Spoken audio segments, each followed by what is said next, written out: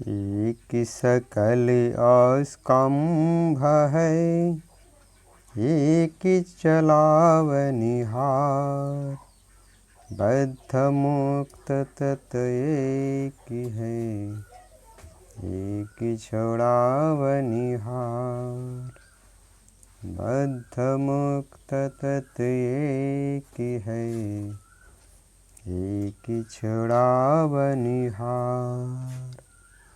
स्कंभ अर्थात अनिर्वाच्य निःशब्द परम पुरुष के आधार पर ही अक्षर द्वारा एक पाद में इस विशाल जगत की रचना होती है। स्कंभ पर ब्रह्म के इच्छन संकल्प से ही अक्षर ब्रह्म की सन्निधि से परमाणु मंडल में कांभ थर्राहट पैदा हो जाती है। इसलिए जगत का अधिपति आधार सर्व प्रकाशक जगन नियंता साक्षी एवं सर्वांतर्यामी पर ब्रह्म है। इसी को सद्गुरुदेव ने सर्ववेद में स्कंभ कहा है। अथर्ववेद के स्कंभ सूक्त में स्कंभ के स्वरूप का वर्णन किया गया है। इसलिए स्कंभ एक नित्य अनादि पदार्थ है। दूसरा पदार्थ जिसको इस दोहे में चलावनहार कहा गया है वो अक्षर ब्रह्म है। एक पाद जगत के अंदर जिसकी सत्ता से समस्त क्रिया हो रही है वो अक्षर है। परमाणु में गति अक्षर के संयोग ही द्वारा होती है। इसलिए जगत को चलाने वाला अक्षर ब्रह्म है। उत्पत्ति पालन तथा लय जिसके द्वारा होता है उसको ब्रह्म कहते हैं। अतः अक्षर भी एक कुटस्थ अनादि पदार्थ है। अक्षर आधार पर ही सर्वांतर्यामी सर्वश्रेष्ठा महाप्रभु जगत की रचना करता है। अतः अक्षर भी एक नित्य अनादि पदार्थ है। तीसरा पदार्थ जीवात्मा है। जीवात्मा के अंदर ज्ञान, इच्छा एवं प्रयत्न ये तीन गुण नित्य विद्यमान रहते हैं। प्रकृति के संबंध से दुख और देश ये दो गुण और बढ़ जाते हैं। जीवात्मा ही प्रकृति के बंधन में पड़ा है और ज्ञान प्रकाश होने पर जब दिव्य जीवन की प्राप्ति हो जाती है तब आत्मा अपने मोह और अज्ञान में बंधन से रहित हो मुक्त हो जाती है। बंधन और मुक्ति एक देशी एवं परिच्छिन्न वस्तु की होती है। आत्मा एक देशी एवं अल्पज्ञ होने से बंधन से अपने शुद्ध स्वरूप को भूलकर आ जाती है। ब्रह्म, जीव एवं प्रकृति आदि तत्वों का जब निर्भंत ज्ञान विहंगम योग समाधि में हो जाता है तब अपने चेतन शुद्ध स्वरूप की प्राप्ति होती है। इसी को मुक्ति कहते हैं। सारे देह संगात के अंदर प्रकाश करने वाला जीवात्मा है। बिना आत्मा के शरीर, मन, बुद्धि एवं प्राण में स्वयं क्रिया नहीं हो सकती। जिसका बंधन होता है उसी की मुक्ति होती है एवं जिसकी मुक्ति है उसी का बंधन है। बंधन और मुक्ति जीव की औपाधिक अवस्थाएं हैं। आत्मा तो सदैव कुटस्थ है।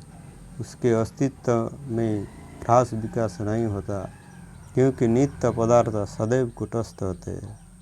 जिसके अंदर आदि अंत होता है और शांतवान एकदेशी कारण कार्य वाली जड़ वस्तु है।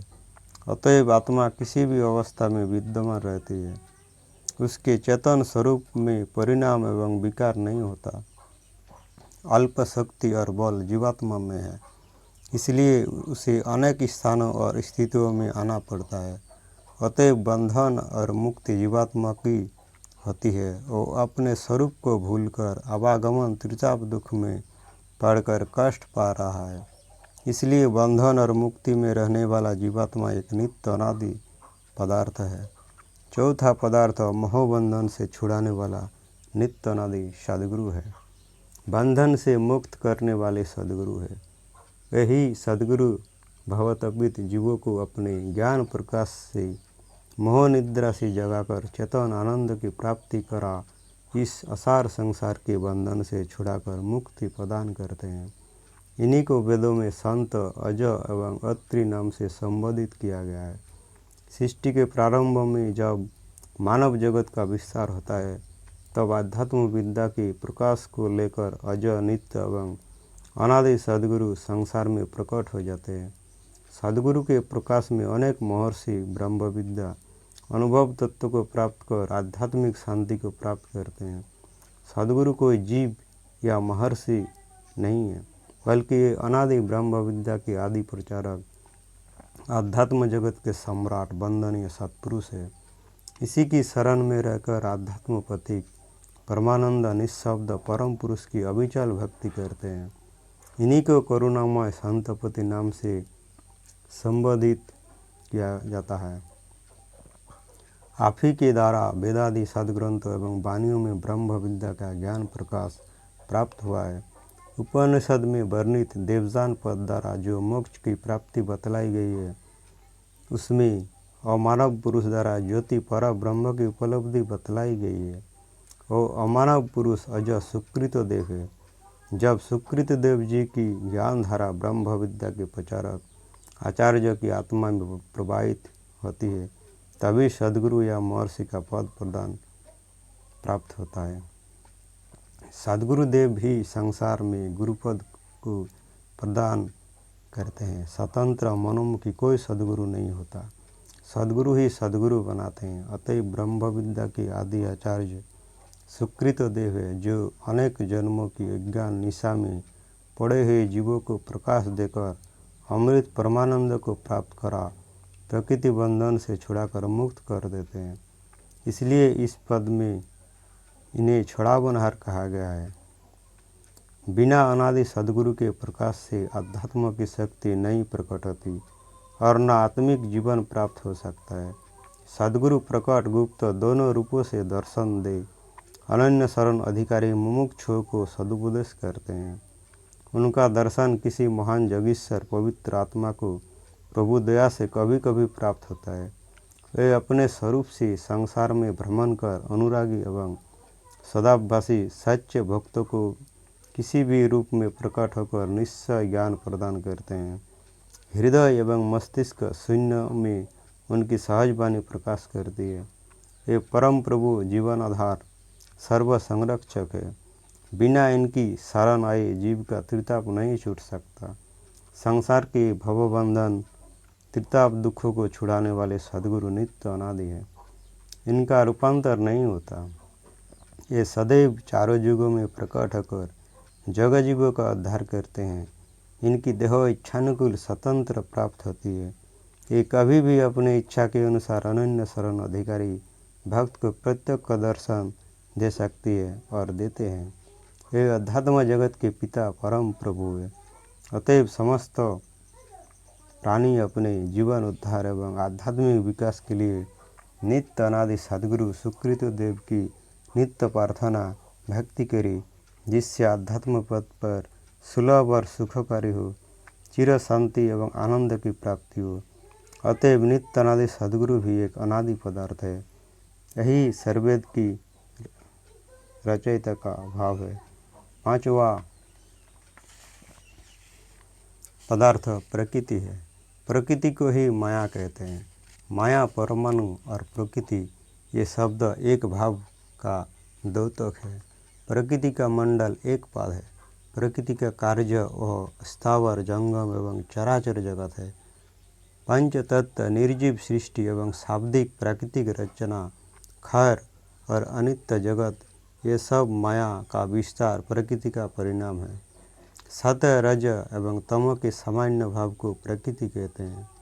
पंच शब्द 10 अनाहत, 3 ज्योति, 8 चक्र, सप्त प्राण, इंगला पिंगला सुषुम्ना एवं पिंड ब्रह्मांड के सारे दृश्य प्रकृति है।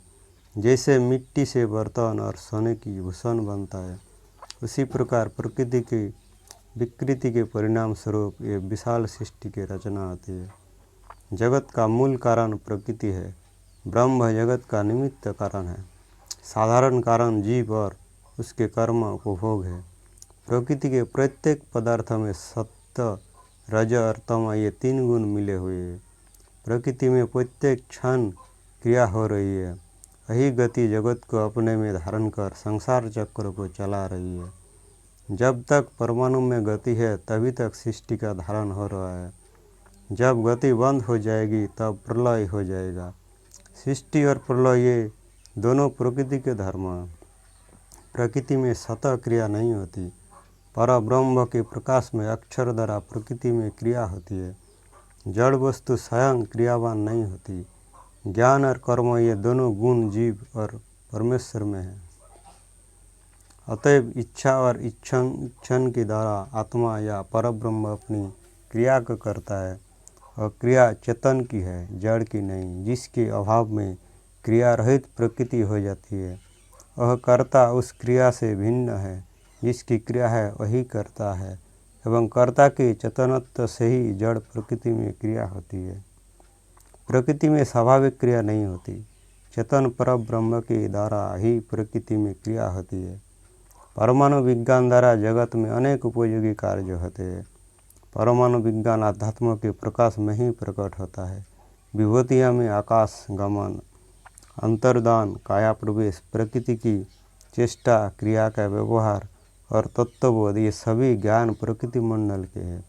अतएव प्रकृति का मंडल जहाँ तक है उसे सूक्ष्मदर्शी अनुभव दृष्टा योगीजन जानते हैं। प्रकृति का विकास पूर्ण रूप से योग द्वारा ही हो सकता है। 10 इंद्रिय, 10 प्राण, चतुष्टय अंतःकरण, स्थूल सूक्ष्म कारण, महाकारण एवं कैवल्य, ये सभी प्रकृति माया के विविध स्वरूप है। इस प्रकृति बंधन से छूटने के लिए योग युक्ति द्वारा सद्गुरु का साधन वेद, अभ्यास, प्रभु सुमिरन, अनुभव प्रकाश है। माया का प्रबल प्रभाव सारे मनुष्य जीवन पर है। इस त्रिताप दुखों से आत्मा मुक्त हो जावे, इसी के लिए अध्यात्म के सारे साधन होते हैं। राग, देश, मोह, मात्सर्य, छल, कपट, प्रवंचना एवं अनेक दोष दुर्गुण हमारे जीवन को बांधे हुए नीचे ले जाकर पतन कर रहे हैं। इस माया का प्रकोप सर्वत्र व्याप्त है। जड़ अनात्म जगत को छोड़कर ही चेतन स्वरूप से सच्चिदानंद महाप्रभु की प्राप्ति होती है।